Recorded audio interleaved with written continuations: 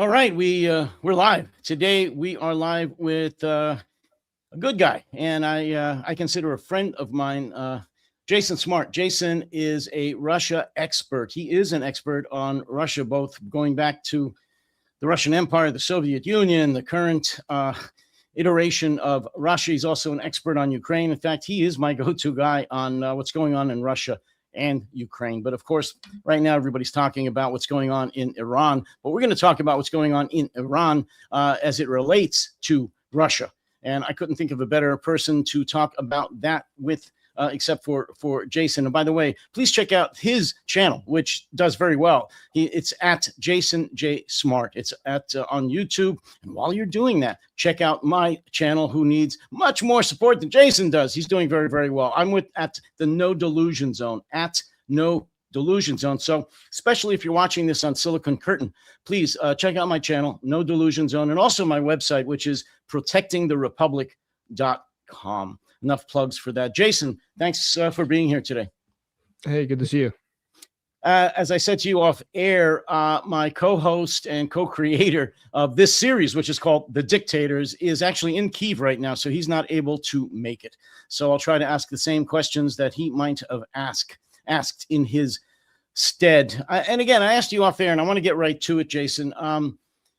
A lot has been written about how this war in Iran may or may not affect Russia.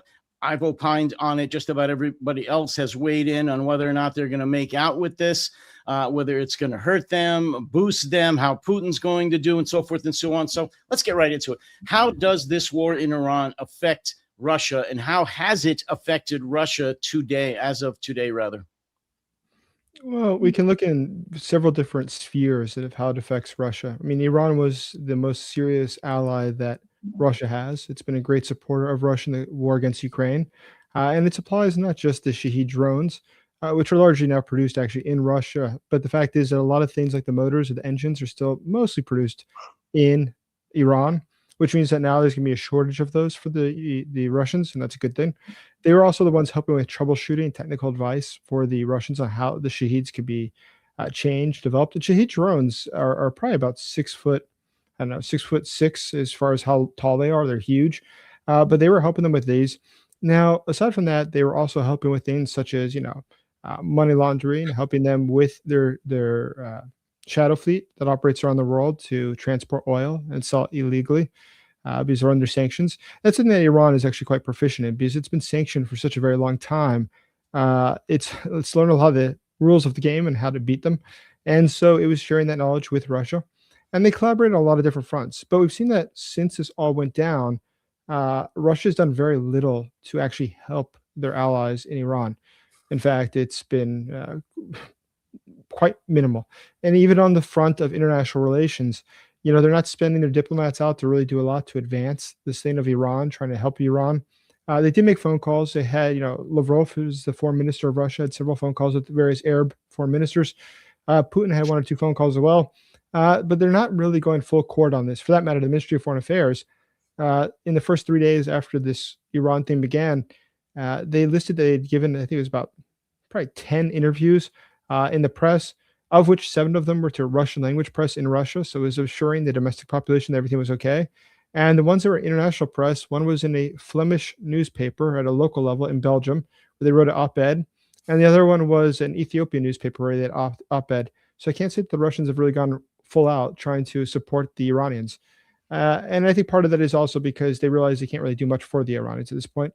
But second to that is that they've got their own reason to not upset the Americans because they're in negotiations right now about Ukraine. And that's obviously much more important to them. How has this gone down so far with the Russian population? We all know Russia doesn't tell their population very much about anything that's truthful. Although, as you know, they have VPNs. Some of them are very interested in what goes on outside the Kremlin sphere. So how is this going down in Russia? Or are they successfully blocking it out of view for the average Russian? Well, they're showing it to them. I mean, they're saying that it's, unprovoked aggression by the United States, that it's essentially it's a parallel to what we say about the war in Ukraine. They say about the war there. The difference is that, we're not probably going to try to take over Iran and make it a U.S. state. Whereas in the case of case of Russia in Ukraine, that is the objective. But also more than this is that the Russians at this point, it's sort of funny is they're one of their senior foreign policy advisors yesterday said that Russia was ready to step in and help the Americans to negotiate with the Iranians and to help find a peaceful solution. The Russians are sort of enjoying this on one side, I think, because they get to call out these questions and say, why is it the Americans are doing this? Look at poor Iran. It wasn't engaged in any crimes. It wasn't engaged in terrorism. That's simply untrue. That's a bias against them. But at the same time, this does hurt Russia in the short term as far as the Shahid drone goes, and so the black market stuff. But it also, the myth, the lie that somehow Russia will gain from all this because oil prices will go up is simply not the case. Russia's oil is one, it's not Brent, it's Urals, and so it's a different type of oil, not the ones that's commonly found in the Arab states. But more than that is the fact that they are dealing with the black market economy. They're not dealing with the normal international oil markets, and so they don't get to take the same benefits as everybody else when the oil prices go up. Their deals are cut with shadowy, dark networks, namely in China, that are willing to buy this stuff still. So it's not going to have the sort of huge boon for the Russian economy as the Russians have hoped, and as they're telling their own people. Yeah, and you did a podcast on this. I think it was either yesterday or today, the most recent one you did. It was all about that, whether or not Russia is actually going to benefit from this war in Iran. And you did an expert analysis on this. You went pretty deep. And I think, correct me if I'm wrong, you said that overall, this is going to have a negative effect on the Russian economy. It's certainly not going to have a positive effect. Do I have that pretty correct? That's correct. I mean, so what we have to understand is that Russia, which 25% of the national budget currently they say comes from oil and gas. Realistically, it's probably closer to 40, 45. But either way, whatever it is, it's a sizable percentage of the national budget. And when they have to ship oil around the world, it's very expensive at this point because what they do is they ship it on Russian ships, then they get out to the middle of the sea somewhere, meet up with another ship, and then they pass it from one ship to the other, these barrels of oil, and then they bring it into a port where it's a clean ship, bring it in so that it's not suspected. Now, what's interesting about that is one, it's become really expensive to do that because now you're transporting something that's an illegal good, and there's a very good chance that you might get stopped by a coast guard somewhere. Just was it 2 days ago? The Belgians stopped a Russian tanker. That tanker they're holding for a 10 million euro bond or bail. And that means that if you own one of these things, just imagine one of the old rusting ones that they have, that's more than the value of the entire ship. So if you lose that because you are violating sanctions, that's a pretty big cut. So you've got to be collecting a lot of money when you do these sorts of things, which means it's driving up the cost for Russia when these people are using their ships to transport their oil. But more than that, the Ukrainians are carrying out drone strikes. So if you're an insurance company and you're looking at this, what's the probability that ships can be struck? I mean, it happens often enough. There's only a few hundred ships in the Shadow Fleet. So if you say, the odds 1 in 300, and then it becomes, 2 in 300, then it's 5 in 300. And all of a sudden it goes, the odds are increasing every time there's a strike. That means that the price really goes up a lot. And that cuts in the profit for Moscow. Well, and one of the good points you made during that podcast was that Russia loves chaos. I mean, that's what they do. That's one of their game plans has always been, back to the Soviet Union, is chaos, to get their enemies, sniping at each other. However, you made another great point, which is like they don't want that to get out of control where it's a crisis. And we're on the verge, if we're not already there, of a crisis in terms of their shadow fleet and oil in general, the oil that's being shipped by on fleets, not just the shadow fleet. So right now, are we at a crisis point where it's going to really affect the price of oil and cut deeply into the Russian economy? I think we're getting very close to that point. And for Russia right now, they've got a lot of internal problems. It's a really complicated situation for them. And one of the things is simply the sale of oil. I mean, we saw that the Indians have stopped buying oil. They were buying about 35% of all the oil from Russia. In fact, they've also stopped tankers off their own coast because they want to show the Americans that they are not violating sanctions. So at this point, I think it's going to be harder and harder for the Russians to find buyers. And there's always a buyer, but the price goes down further and further and further. Now, Russia, in order to have a balanced budget, needs to sell oil for about $59 per barrel. Right now, they're selling for about $46, $44 a barrel. So when you're taking the sort of steep cuts, that makes life a lot more difficult. And Russia is running a massive deficit. I mean, their deficit, German intelligence came out today and said that they estimate that the Russian 2025 budget deficit was about $108 billion. So you understand how much money that is for Russia? Their entire budget for their military is about $186 billion. So if you think that, well, $186 billion is a lot of money. Well, imagine $108 billion deficit just because the cost of oil has gone down so much. What about China? Let's bring China into this. China vis-a-vis Russia and the war in Iran. How is this going to affect Russian or Chinese purchase of Russian oil, Iranian oil, and how is the Chinese card going to play into a negative effect on the Russian economy? Well, the fact is, the Chinese, the Chinese. It's very funny to watch how it plays out with the Chinese because they are not helping the Russians. They're not partners. They're not allies. They are sort of like vultures. They were watching Russia go into this, saying this is probably not going to work out well. And now that the Russians are sort of desperate, they're coming to them saying, we see you're in a difficult position. Let's make a deal. And they're not giving them any sort of benefit of the doubt. They're not giving them a higher price. They're getting them lower and lower and lower on oil. They're getting them at the lowest price possible on everything they can buy from them. And the Russians are sort of surprised by this. They thought the Chinese were going to back them. But China said, we take care of China first and foremost, and it's better for us to get cheap oil. And that sort of surprised the Russians, and that's sort of enjoyable to watch. But the other thing that's sort of interesting is look at the power of Siberia. They're supposed to send gas, LNG into China from Russia. They spent a lot of time, a lot of money building this up. They haven't completed it, very far from, but they started on it. But it's not being brought to completion. Why? Because the Chinese said, well, we don't want to pay for any of the carrying costs, the transport cost. That's all on you. And the Russians said, well, this isn't fair. This is going to your country. They said, it's okay. You can pay for it. And they can't believe it because unlike, oil you put into a barrel and you can ship it. Gas, it's a lot harder to ship around. And so there's very few clients that Russia really can have for it. China is the only really significant one that they could easily get gas to. And the Chinese are walking away from it. And I think the Chinese want to bring them to their knees. I mean, the Chinese are very smart in this way, especially dealing with the Russians, and the Chinese in general, I think are very smart globally, is they're very careful. They defend their economic interest everywhere, not in a positive way. I mean, if you're one of the countries that they're working with, it's not a good thing. But if you look at the way they're working in Russia, it's very clever. They introduce themselves as being friends. They don't want any sort of confrontation. They don't want any problems. But the weaker that they see Russia, the happier they are. A weak Russia is something that gives them more opportunity, more leverage to then force the Russians to give them better discounts. Are you saying, Jason, that China is not the best forever friend, the BFF of Russia that Putin claims they are? Yeah, well, they're not exactly friends. I think that's a very safe statement. I think that it would be very honest. It would be very fair to say that the Chinese think of themselves as, and they will publicly say. Actually, I was just right before we got on here. I was just looking for an article, and it was the Foreign Affairs Ministry of China that said we have a never-ending friendship with Russia. And then it was going on to say that essentially they're not going to do anything for the Russians. So they are very crafty in how they deal with the Russians in a way that I think the Russians are sort of at a loss. They don't know how to respond to that. They don't know what to do with that.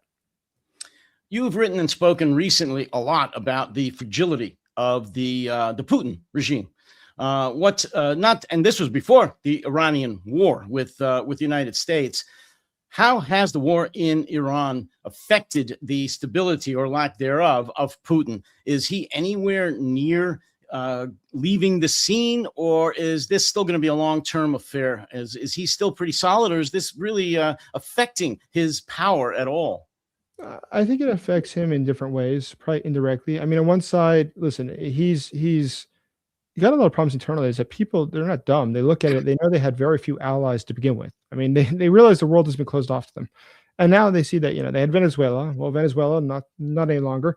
Cuba's on the brink. I think it's pretty obvious the Cuban regime is not going to survive for much longer. It's got a shelf life that's pretty limited. And then in the case of Iran, it's just a total disaster. But also look at the difference. Look at the difference between their 3-day special military operation in Ukraine, now past the 4-year anniversary, and what do they have to show for it? They've taken what is an additional 7% of territory of Ukraine. In that period of time, they've lost 1.2 million soldiers. By comparison, the United States, in the course of a few days, essentially decapitated Iran. Consider different. I mean, the Russians have tried to kill Zelensky multiple times. Obviously, they've not succeeded. The United States wiped out the senior leadership of Iran in a few hours. So what is the power of the United States versus the power of Russia? And so I think it becomes more and more apparent that perhaps they're not as strong as they really like to tell themselves, that perhaps that's all just a myth. Let's circle back to or get to Ukraine because I'm guilty of this as well. The war in Iran has taken the focus off of the war in Ukraine. How has the war, the recent new war in Iran, affected in any way the Russian onslaughts in Ukraine, and how has it affected, if any, if at all, the Ukrainian efforts against the Russian invasion? Well, the fact is your phone ringing? No, I think that's the Kremlin for you. Don't answer it. It's either the GRU or FSB. I'm not sure. See? So I was going to say this. I think that ultimately, when we look at the situation, it's really funny though. I think that when we look at the overall situation, that is really funny. I was going to say, when we look at the overall situation though, what we notice is that for Russia, there's increasing complexities that they're dealing with. They're dealing with an international situation that's not stable. They don't have the capacity to respond to it. I mean, very funny actually was I looked at the Ministry of Foreign Affairs of Russia's Facebook page a couple days ago. So on the 28th began this entire thing in Iran. And it was the first, I want to say it was the 1st or the 2nd of March. The Ministry of Foreign Affairs had a lot of announcements, but the one of the ones I liked the most was that in the case of Madagascar, they donated 2 Mi-8 helicopters to the government of Madagascar and it's several tons of food. That's literally more assistance they gave to the Madagascar military than they've given to the Iranian military. So just let us sink in how insane this is that Madagascar receives more military attention from Russia than does Iran. And I think, once again, it's a combination of factors. One is that, a country like Madagascar is very poor. It's delighted to get whatever you give to them, no matter how broken it is. Whereas Iran, what can they give to them that will really help them? But what can they really do at this point that'll change things? It's very limited. It's very, very limited. So I think going ahead, it's going to be harder and harder for the Russians to keep this all together. I mean, they've got a war that's failing. Vladimir Putin wants to increase the draft, the military. In fact, it looks like he signed a decree 2 days ago saying they want to increase the size of the military to 1.5 million people. Well, Jason, let me focus on that because that was going to be one of my questions, and we don't have as much time today as I would like. What's your opinion? Is he going to order another conscription either this summer or fall? Well, listen, I think that it's a very good chance that he's going to have to order this this conscription. Thank you. I want to say subscription. I think he's going to have to order it sometime soon because simply they don't have the soldiers. I mean, they're running a month-to-month deficit of about 9,000 soldiers. And that's pretty big. I mean, that's a lot of soldiers to be going down every month. Even with these extraordinary bonuses and all the other nonsensical salaries he's paying. So they're paying people, some of these bonuses. For instance, I read yesterday they're trying to recruit women in prison now, ethnic minority women in prisons, and they're offering them $25,000 to go join the military. To give you an idea, an average teacher for school year probably gets paid about $7,500. So if you're not paying someone $25,000, somebody with no education and anything else, that's a criminal. Especially in Eastern Russia, where they make nothing, really. They make nothing. Fortune. That's literally 10 years of money or more. So it's just insane money for them. Yeah.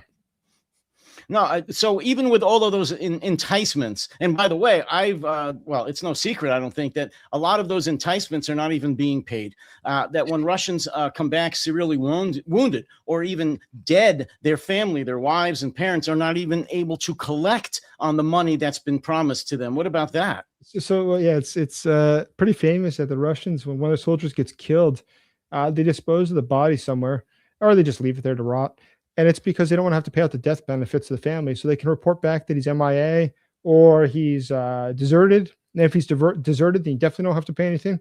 And so, that's what they do to avoid paying. And now what's funny is when the war first started, they were giving every family a white car to take them for their service and everything. And it was actually sort of ridiculous is they'd show up and, imagine this. They show up and it's the knocking your door, say we have horrible news.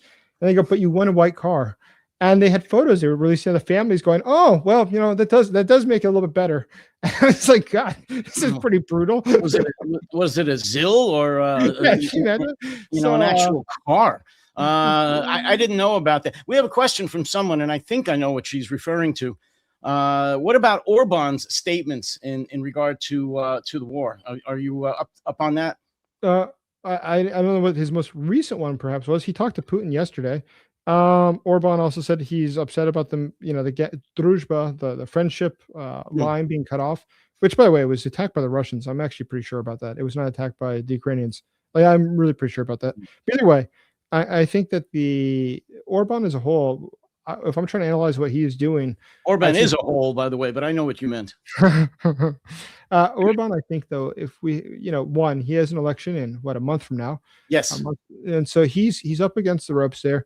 A lot of news is coming out saying he's down pretty far, and so I Mhm. think he's desperate to do something to win anything. It's surprising to me that in his country, apparently this rhetoric that's extremely anti-Ukraine is Yeah. popular with a very large percentage of the population, at least a plurality of it. I mean, he wouldn't be doing it if it was not something that the local population felt that they identified with. So the fact that he's doing this alone to me says a lot. I'm actually sort of surprised they have such strong sentiment against supporting Ukraine there. That is actually sort of surprising to me, given the fact Well, that the country I, was, the Russians invaded, or Soviets invaded it in 1956 and everything else. I'm surprised that they have this sort of sentiment, but they do. I'm saddened by it, but I'm not surprised because again, I told you I'm not going to talk about Trump, but I'm saddened and sickened by the fact that we have a substantial percentage of Americans who also are anti-Ukraine, or at least they voice those sentiments. But we're not going to talk about what's going on here right now. What about NATO? Let's talk about that and vis-a-vis the war in Iran. Is as well as the viewers may or may not know, there was a missile fired towards Turkey in the last few hours, and it was intercepted. It didn't make it, but NATO is a NATO country. Is this a plan of Iran, or is this a provocation by Russia, China, or someone else? What do you think the chances of NATO becoming directly involved in this war are? It's a low probability. I mean, the fact is, well, incredibly, we're not really clear what the plan is. That's not shocking, but it is not normal that we begin something such a huge event as this. I mean, taking out the entire leadership, blowing up tons of things across the country.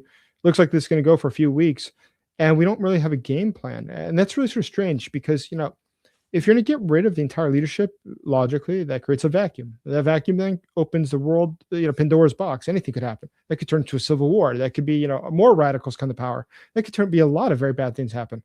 So you want to control those sorts of things. You don't want to just leave this to luck. But it seems that's what we're doing. And that is actually sort of alarming. That is actually sort of alarming. And that's, I talked with someone this morning who teaches at John Hopkins, actually, international relations. And just about that, I said, they asked me, how do you think it's going to happen? Do you think it could turn into a larger war? And the thing is, yeah, it's all possible. I mean, it's a powder keg. Listen, we're arming the Kurdish rebels, and the Kurds are good. I wish they had their own country too, but still, their neighbors don't like them. Anywhere they go, they've got problems with their neighbors. That's going to create problems with the Turks. Turkey is a member of NATO. You've got the drones that are being used by Iran. By the way, they have some parts that are made in Russia inside of them now, I read. Mhm. And what's interesting about that is they're being used to attack facilities in Dubai. They're attacking places in Azerbaijan. They're attacking across the region.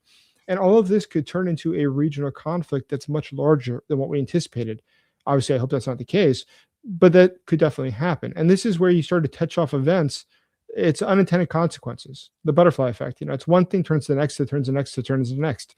And that's happened historically a lot. I mean, look at how World War One started, right? So Absolutely. Well, I was just talking to Ben Hodges a couple of days ago about this, and he agrees with me that not only does Russia believe in the chaos theory, that's been their MO for many, many years, but Iran has been preparing for this for at least 20 years.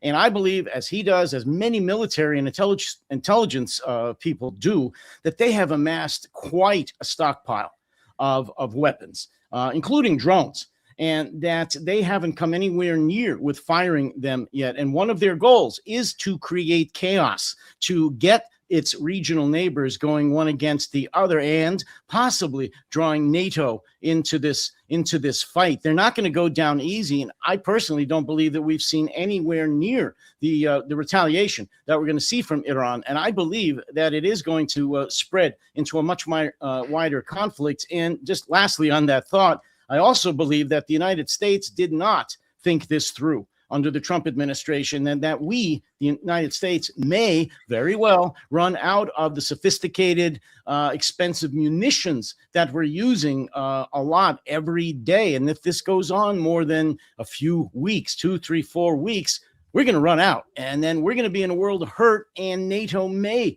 have to be involved, especially if one of the ballistic missiles or drones does land in a NATO country and take out a NATO base. I think that's almost inevitable. I pray it's not, but I think it's probable. I'm also concerned by that. I agree with you. And I'm very worried about a lot of things in this situation. But as I was, one of the things I think we have to appreciate, and unfortunately, I don't, probably it's true in every country. I would say in America, but I think it's probably true in most countries, is that, we all look at things from our perspective, right?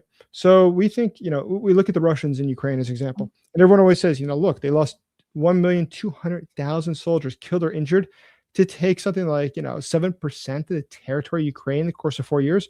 That's insane. That's absolutely crazy. Why would you do that? Because in the West, I mean, you'd be fired. I mean, everyone who helped make that decision would be out of a job. But in this case, why do they do it? And it's as Gary Kasparov said to me. He said, you have to understand the mentality of Russians, but we're still making progress, aren't we?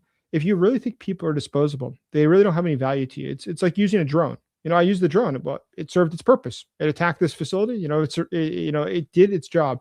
And having your people get killed, that was what it was there for, to get killed. Well, and even worse, Jason, it's if the Russian people, many of them, not all, of course, many of them don't value their own lives. That's part of the culture. I'm sorry, especially those in the East, the poorer, more destitute villages in Siberia and so forth. And Putin takes strong advantage of that. I'm sorry, he's just an animal. No, I agree with you. No, I agree with you. And so I think when we're looking at the Iranian situation, keep in mind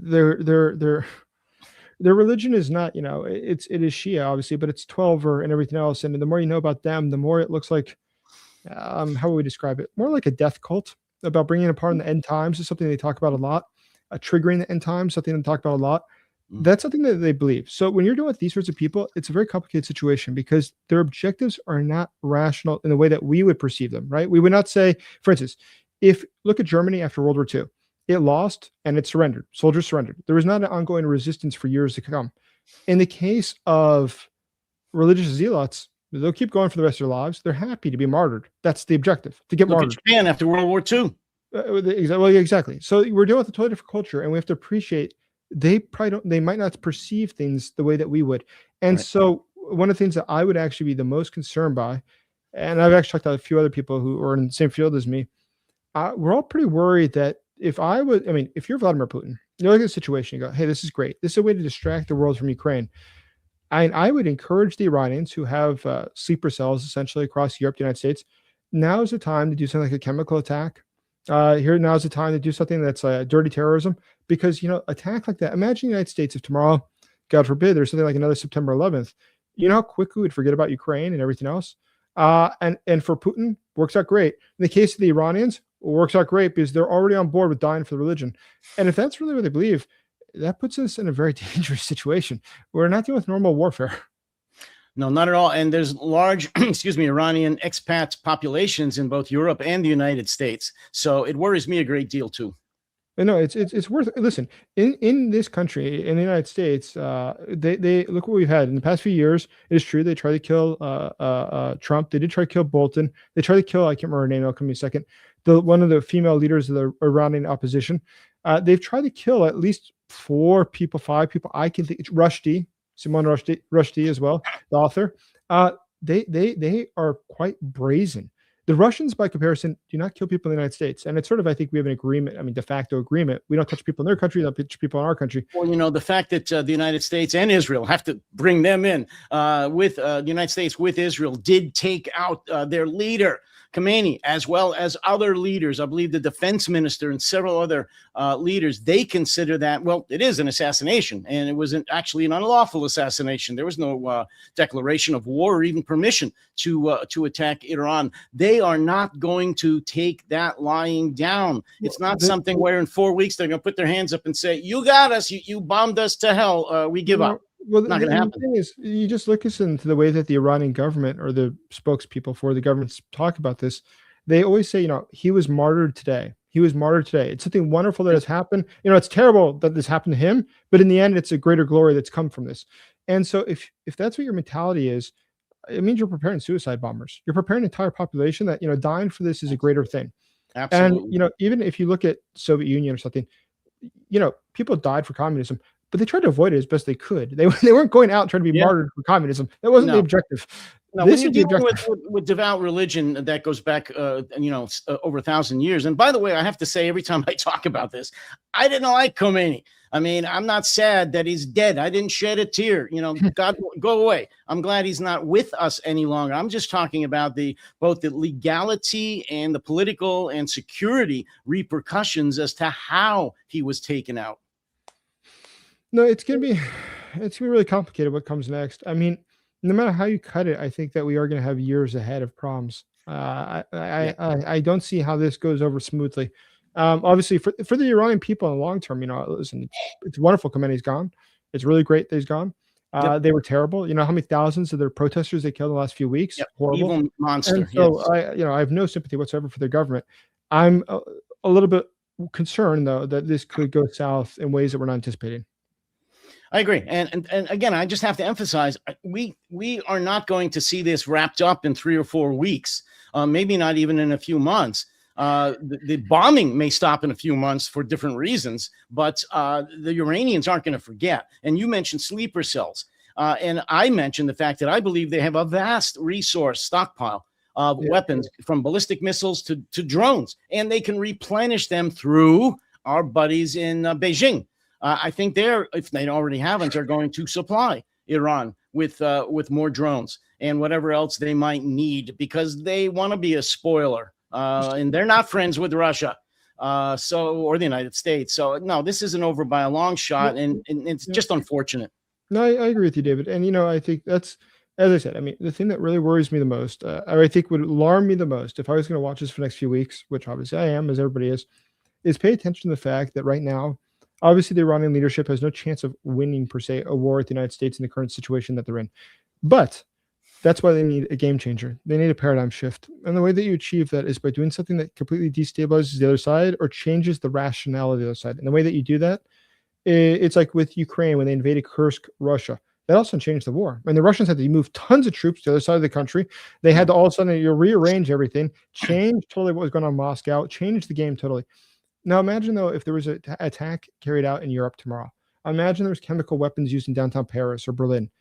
That would not only shock them, the Europeans would totally redo everything they're doing, and it would be to the benefit of Russia, maybe not to the Iranians, but definitely to the Russians. But that would change everything. And I think the Iranians look at the situation. What good does it do them just to try to fight? What are you going to do? There's missiles coming. You shoot them down with your AK-47s. They've realistically need to do something that will radically change the equation. And that's why I think that moving towards some sort of terrorism, unfortunately, is quite probable. Even though the focus of this episode of The Dictators was the war in Iran, I want you to get the final word, and I want to ask you this question to close out. If you could, going back to Ukraine, Russia does not hold all the cards, Mr. Trump. I wanted to say that. What do you think about the current status on the ground of what's going on right now with Russia in Ukraine? Where are they at, and where are the Ukrainians at, and where do you predict it going just for the next, say, month while this war is raging on in Iran? So it's going to be actually really interesting. There's been a lot of discussion is to see how this changes the use by the Russians of drones and of missiles. The Russians currently have a very low stockpile of missiles. We know that because typically when they crash or blow up, you can look at the fragments. They can tell when they're manufactured. They have a made-on date actually, and so or expiration date, so you can tell when it was manufactured. And what's interesting about that is that they manufacture them and they're deployed about 2 days later, or a day later. It's really fast, which means they have very low stockpiles. So if the Russians stop doing attacks, stop doing regular attacks, it's probably a very good sign that they really were more dependent on the Iranians than we understood. But also, I think that's going to be something that could also be a game changer, because without the drones, without the ability to missile strike Ukrainian energy and things like that, Russia doesn't have any cards. It's just their soldiers being mowed through. They're being killed. I mean, there's one village in Ukraine where the average life expectancy for a Russian soldier upon arrival is 12 minutes. Wow. Well, on that cheery note, and actually it's a positive note as far as I'm concerned in terms of the Russians, I'm going to let you go, Jason. I know you have to bail out of here early. I appreciate you taking the time. Jason Smart at Jason J. Smart, his channel on YouTube. Please go there, take a look, and subscribe. Jason, take care of yourself. Stay safe. When are you headed back to Ukraine, by the way? Very soon, the next couple of days. Okay. Well, again, stay safe while you're there, and We will talk again soon. Jason, thank you. Great team. Take care, David. Take care. And for those of you watching live or recorded on the Silicon Curtain, which is Jonathan Fink's channel, or on my channel, which is at No Delusion Zone, I want to ask you if you could please hit the subscribe button. Let me put that up right now. Where is the hit the subscribe button? Here we go. Hit the subscribe button and subscribe to the No Delusion Zone. And then please go to my website, which is www.protectingtherepublic.com. You can watch this recording. For those of you that are not live, please tell folks that didn't see it live. They can watch it on my website, protectingtherepublic.com. You can also see prior recordings of my live streams and podcasts and my written articles. So again, please hit the subscribe button. Tell others to view the channel. Hit the subscribe button. Go to protectingtherepublic.com and subscribe there. I need your support. All of us in the opposition and supporters of Ukraine need your support. So for all of you that did watch this live and those of you that are watching the recording, thank you very much. And we will see you very soon. Next time, hopefully with my co-conspirator here, Jonathan Fink. So you all take care and stay safe.